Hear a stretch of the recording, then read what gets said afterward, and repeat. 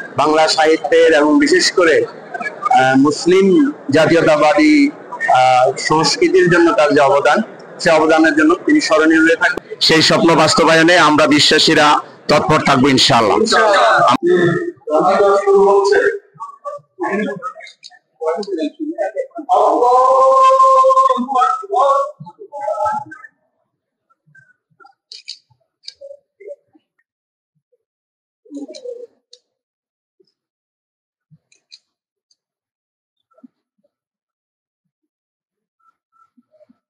Allahu Akbar.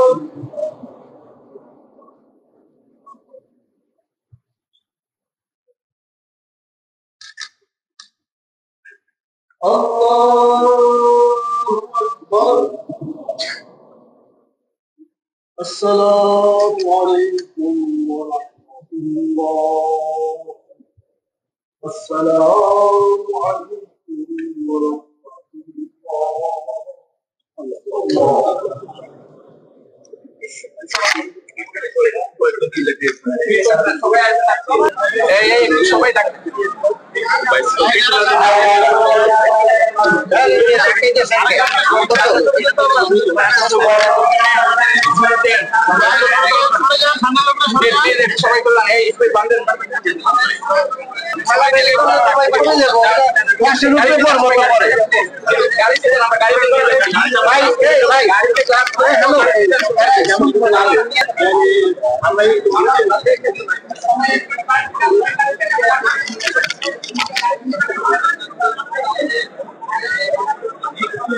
আসসালামু আলাইকুম রহমতুল্লাহ। সম্মানিত নগরবাসী এবং দেশবাসী, আমরা অত্যন্ত শোকাহত, মর্মাহত। আমাদের ওহীভিত্তিক বিশ্বাসী আন্দোলনের কবি, বাংলার ৮০ দশকের শ্রেষ্ঠ কবি আসাদ বিন হাফিজ আমাদের মাঝ থেকে বিদায় নিয়ে চলে গিয়েছেন। ইন্না লিল্লাহি ওয়া ইন্না ইলাইহি রাজিউন। আমরা মরহুমের রুহের মাগফিরাত কামনা করছি। তার শোক সন্তপ্ত পরিবারের প্রতি আমরা আন্তরিক সমবেদনা জ্ঞাপন করছি। তিনি যে বিশ্বাসী কবিতা লিখেছেন, তার কবিতার অন্যতম একটি কবিতা ছিল, তিনি বিপ্লবের ডাক দিয়েছিলেন। তিনি বিপ্লবের ইশতেহার ঘোষণা করেছিলেন, আপনারা জানেন। আমরা সেই ইশতেহারের আলোকেই তার যে কন্ট্রিবিউশন, তার যে ইচ্ছা ছিল, তার যে স্বপ্ন ছিল, সেই স্বপ্ন বাস্তবায়নে আমরা বিশ্বাসীরা তৎপর থাকবো ইনশাআল্লাহ। তার যে বিদেহী আত্মা, সেই আত্মার প্রতি আমরা সম্মান প্রদর্শন করব।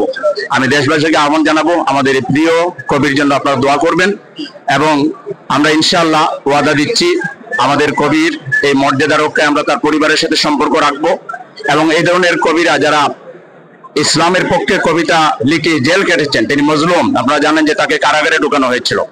কারাগারের অন্ধ প্রকোষ্ঠে এই কবিকে জীবনযাপন করতে হয়েছিল। আমরা নিন্দা জানাই। আমরা বিশ্বাস করি ইনশাআল্লাহ এই ত্যাগের বিনিময়ে বাংলাদেশের মুক্তি আসবে ইনশাআল্লাহ। সবাইকে আবারও সালাম জানিয়ে আমি এখানে বিদায় নিচ্ছি। আসসালামু আলাইকুম ওয়া রাহমাতুল্লাহি ওয়া বারাকাতুহু। কবি আসাদ বিন হাফিজ ভাই আমাদের খুব প্রিয়তম মানুষদের মধ্যে একজন। তিনি শুধু একজন সাহিত্যকর্মী বা কবি ছিলেন না, উনি আসলে খুবই একজন সাদা মনের মানুষ ছিলেন। দীর্ঘদিন আমাদের এই শিল্প সাহিত্যের জায়গায় তার সাথে আমাদের অন্তরঙ্গতা ছিল। তো তিনি তার কর্মের মাঝে বেঁচে থাকবেন এবং তিনি যা সৃষ্টি করে গেছেন বাংলা সাহিত্যের এবং বিশেষ করে মুসলিম জাতীয়তাবাদী সংস্কৃতির জন্য তার যে অবদান, সে অবদানের জন্য তিনি স্মরণীয় হয়ে থাকবেন। আমি আসাদ বিন হাফিজের যারা অনুসারী, আসাদ বিন হাফিজের যারা শুভাকাঙ্ক্ষী আছেন, তাদেরকে বলবো একজন কবিকে, একজন লেখককে তার লেখনের মধ্যে দিয়ে তাকে বাঁচিয়ে রাখতে হবে এবং তিনি যে দিক নির্দেশনা দিয়েছেন সেটাকে আমাদেরকে ধারণ করতে হবে। আমরা আজকে খুবই শোকাহত। আমরা দেশবাসীর কাছে বলবো আসাদ বিন হাফিজের জন্য আপনারা দোয়া করবেন, তার সন্তানদের জন্য দোয়া করবেন। আসসালামু আলাইকুম।